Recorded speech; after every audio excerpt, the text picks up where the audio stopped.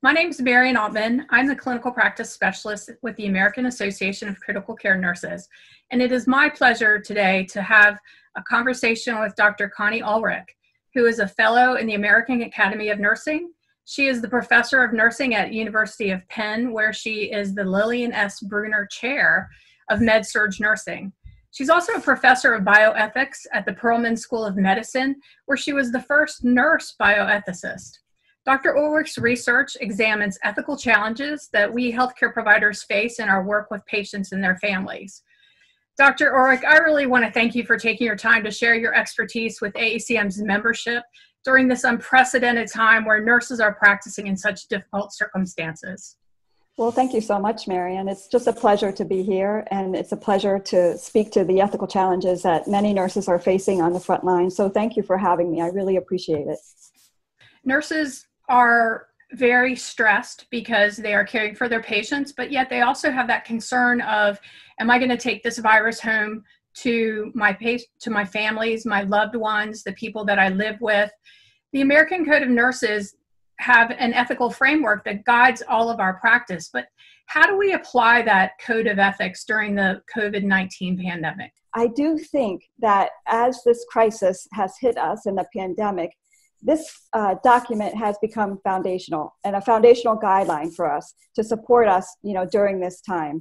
I don't believe, and I've said this before, that the code really tells us exactly what to do in a pandemic, but I do believe that the guidelines keep us grounded in what we ought to do and how we ought to conduct ourselves with patients and families and the community.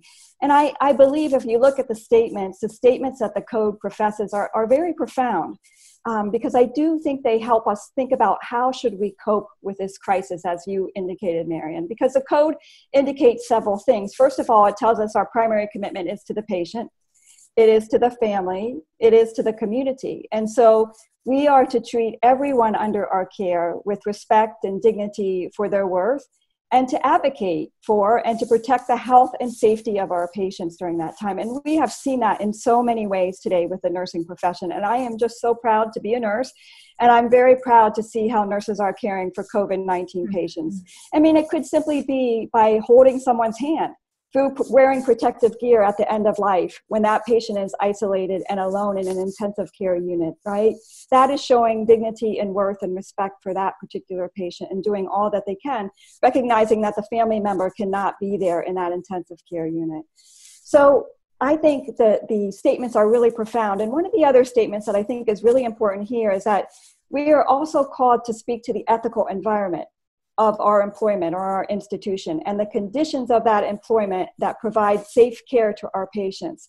So within that ethical environment, we are really called to be advocates. And I think that means not only advocating for our patients, but also advocating for ourselves. Why should we as nurses expect that our institutions are there to protect us and to provide us with the adequate resources that are needed for quality and safe care delivery? I think that is an expectation, and that's a moral and ethical expectation that we should have of our institutions.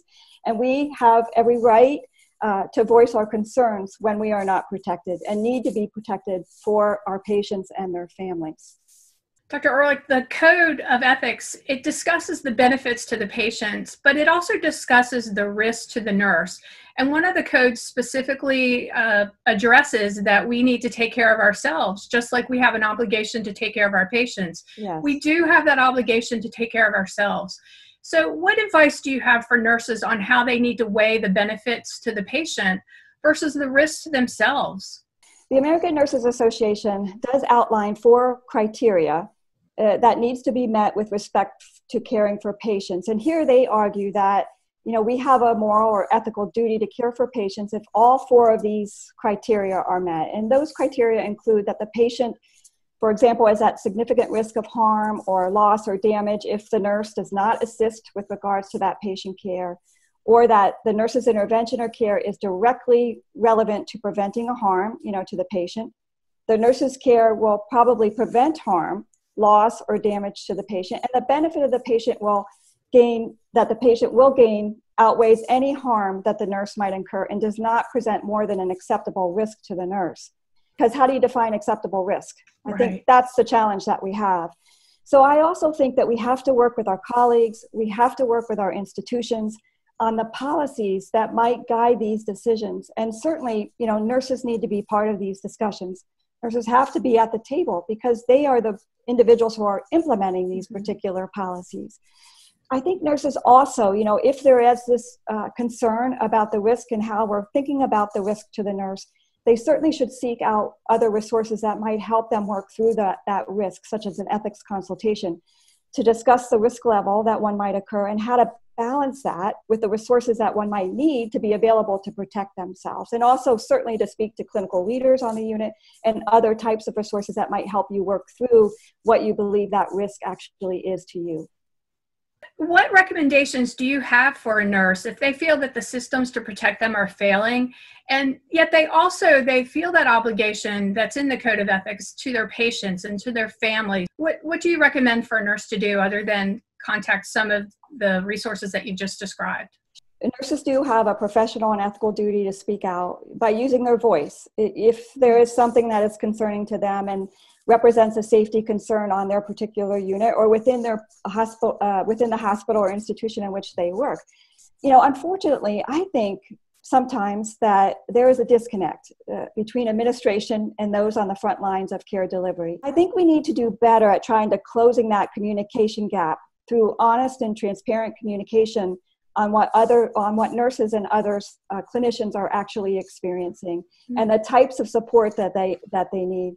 Sometimes I think it might be a matter of education, educating those individuals who do not have the background that nurses and physicians have by including them, for example, in clinical rounds, so that they can see firsthand what those ethical challenges are and how to move forward when differences or conflicts arise within that particular institution or related to a patient or a family, whatever that ethical issue might be. We should not be afraid to say that I believe there is a problem here.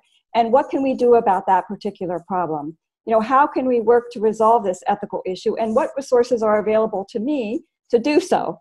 And I think we need to be better at having those kinds of conversations. I also think certainly looking at the literature is helpful as the issues change every day, and the top scientists and ethicists and nurse bioethicists are trying to address these issues for their respective constituencies, which I'm trying to do as well. So I think we have to work collaboratively with our physician colleagues and others to discuss these issues we're facing and to develop strategies on plans on how to address them.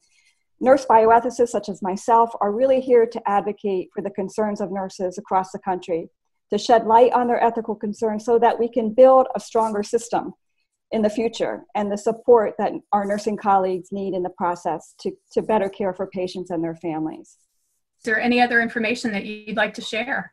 I do hope that we can learn lessons going forward. We absolutely have to address the moral failures, and we know there were moral failures such as the lack of personal protective equipment and reusing equipment, or in some instances, as I said, buying our own safety gear to bring to work, such as goggles and other types of equipment. But I think we also have to think about what are the moral successes here that we can point to. We have saved many lives, and that is terrific and a wonderful thing. We have stayed with our patients. We've seen nurses stay with their patients during very frightening times for them, as well as for their patients. And they've never given up. They've worked through the exhaustion. They've worked through the pain. They've worked through the suffering that so many have experienced. So for this, I think we absolutely have to be grateful, and we have to think about their needs, and we have to hear their voice in the future so that we can build a better system.